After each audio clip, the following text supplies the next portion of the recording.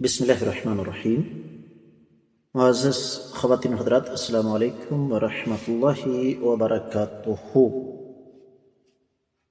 اللہ ملک العلم رب الجلال والاکرام کی توحید اور اللہ تعالیٰ کی وحدانیت کی انگنت لا تعداد اور بے شمار نشانیاں ہمیں کائنات میں جگہ جگہ بکھری نظر آتی ہیں، اور ان میں ایک ہمارا اپنا جسم بھی ہے۔ آج کی ہماری آیت مبارکہ، اس کا موضوع انسانی جسم میں اللہ تعالیٰ کی توحید اور اللہ کی وحدانیت کی 3 نشانیاں۔ معمول کے مطابق سب سے پہلے آیت مبارکہ کی تلاوت۔ اللہ رب العزت ارشاد فرماتے ہیں، وَهُوَ الَّذِي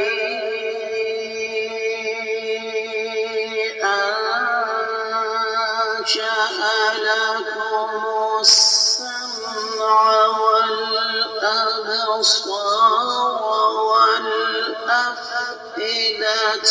قَلِيلًا مَا تَشْكُرُونَ۔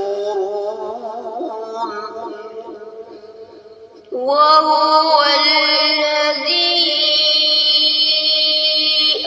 أَنشَأَ لَكُمُ السَّمْعَ وَالْأَبْصَارَ وَالْأَفْئِدَةَ قَلِيلًا مَا تَشْكُرُونَ۔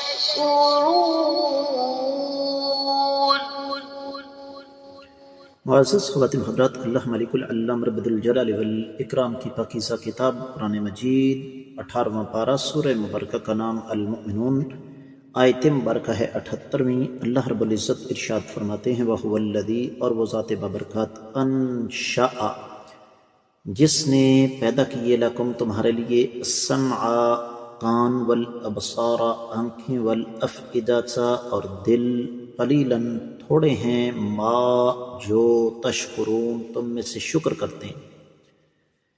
بامحاورہ ترجمہ سماعت فرمائیے گا۔ اللہ تعالیٰ ہی وہ ذات بابرکات ہے جس نے تمہارے لیے کان، آنکھیں اور دل پیدا فرمائے، لیکن تم میں سے بہت ہی کم لوگ ایسے ہیں جو کہ شکر کرتے ہیں۔ امام ابن کثیر رحمۃ اللہ علیہ نے اس آیت مبارکہ کی تفسیر بیان کرتے ہوئے ارشاد فرمایا ہے کہ اللہ ملک العلم رب الجلال والاکرام یہاں پر اپنے کچھ انعامات کا تذکرہ فرما رہے ہیں، اور وہ 3 انعام ہیں: عقل، فہم۔ ان چیزوں کے ساتھ انسان چیزوں کا ادراک کرتا ہے، اور ان کے ساتھ ہی انسان دیکھتا ہے رب کائنات کی قدرت کاملہ کی مختلف علامات، جو قدم قدم پر انسان کو بکھری نظر آتی ہیں، اور یہیں سے انسان کو احساس ہوتا ہے کہ رب کائنات جو چاہتے ہیں وہ کرتے ہیں۔ اور ساتھ یہ بھی فرما دیا، قلیلا ما تشکرون، اس کا مفہوم ابن کثیر رحمۃ اللہ علیہ بیان فرماتے ہیں، وما اقل شکرکم للہ علی ما انعم بہ علیکم، کہ کس قدر تھوڑے لوگ ہیں جو اللہ تعالیٰ کے انعامات پر انسان کا شکر ادا کرتے ہیں۔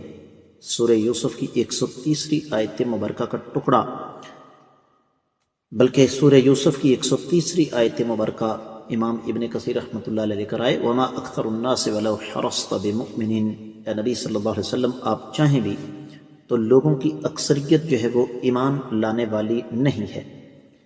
دیگر کتب تفسیر کا جائزہ لیا جائے تو سب سے پہلے ایک مناسبت ذکر کی ہے اہل علم نے، خاص طور پر امام ابو حیان نے، اور اسی طریقے سے تفسیر المراغی میں اس کی تفصیل موجود ہے کہ اللہ ملک العلم رب الجلال والاکرام کی پاکیزہ کتاب قرآن مجید کی اس آیت مبارکہ کی ایک مناسبت ہے، اس لیے کہ پیچھے گزرا ہے کہ مشرکین بد نصیب تھے کہ دلائل کو سنتے نہیں تھے۔ مشرکین کی آنکھیں تھیں، لیکن وہ عبرت کی آنکھ سے اللہ تعالیٰ کی قدرت کی نشانیوں کو نہیں دیکھتے تھے۔ دل و دماغ تھا، لیکن غور و فکر نہیں کرتے تھے۔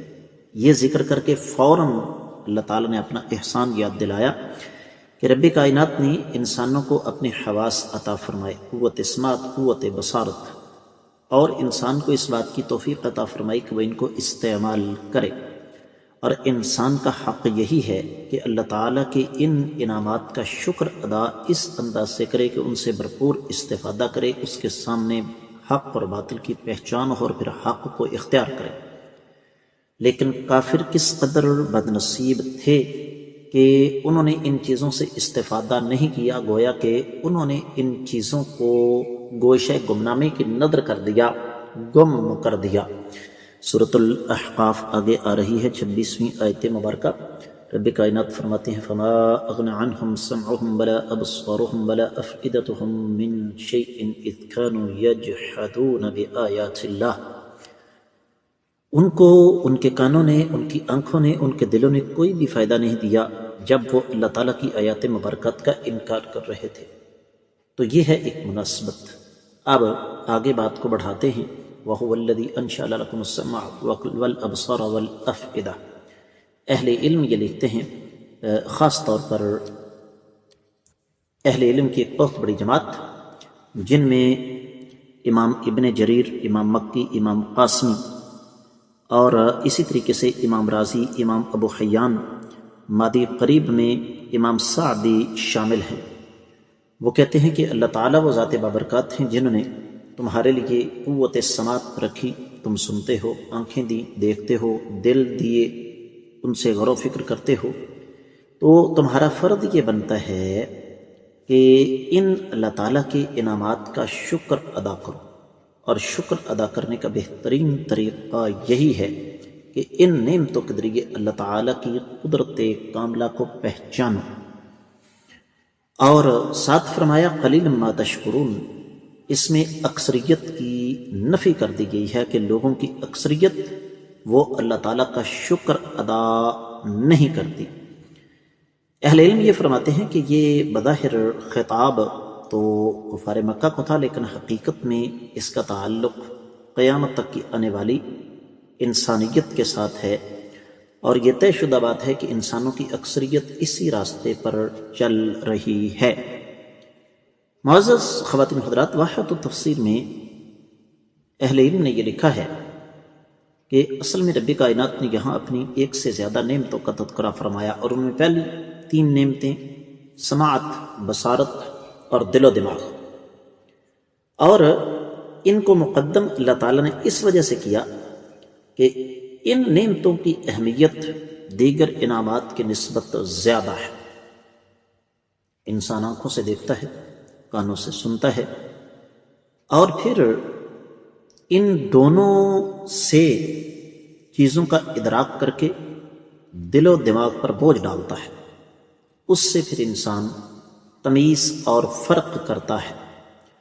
تو بد نصیب ہیں وہ لوگ جو ان اللہ تعالیٰ کی نعمتوں سے کما حق ہو استفادہ نہیں کرتے۔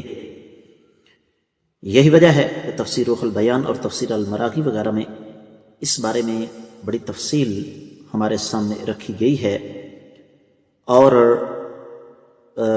چونکہ وقت انتہائی کم ہوتا ہے اس لیے میں یہاں اس تفصیل میں تو نہیں جاتا، لیکن اصل چیز یہ ہے کہ رب کائنات نے ان 3 انعامات کا ذکر کیا کہ ان تینوں انعامات سے دینی اور دنیاوی فوائد دیگر نعمتوں کی نسبت زیادہ ہوتے ہیں۔ اور ایک اور بات ہمیں یہاں ملتی ہے کہ ان تینوں کا تذکرہ خاص طور پر اس لیے کیا گیا ہے کہ ان تینوں کو سمجھنا انسان کے لیے نسبتاً آسان ہے۔ تو یہ اللہ ملک العلم رب الجلال والاکرام کے انعامات ہیں، لیکن کس قدر بد نصیب ہیں وہ لوگ جو ان تینوں چیزوں کو استعمال کر کے ترقی کی شاہراہ پر تو گامزن ہو گئے، دنیاوی طور پر تو انہوں نے بڑا کچھ حاصل کر لیا، لیکن جب باری آئی آخرت کی، جب باری آئی یوم حساب کی، تو اس وقت وہ بے وقوف اور احمق ثابت ہوئے۔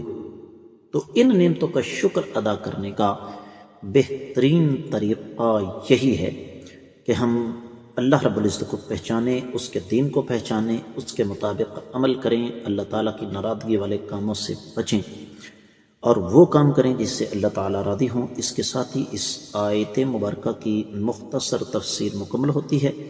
آپ لوگوں سے امید کرتا ہوں کہ آپ انشاءاللہ اپنے خصوصی دعاؤں میں ضرور مجھے یاد رکھیں گے۔ اجازت چاہوں گا۔ السلام علیکم ورحمۃ اللہ وبرکاتہ۔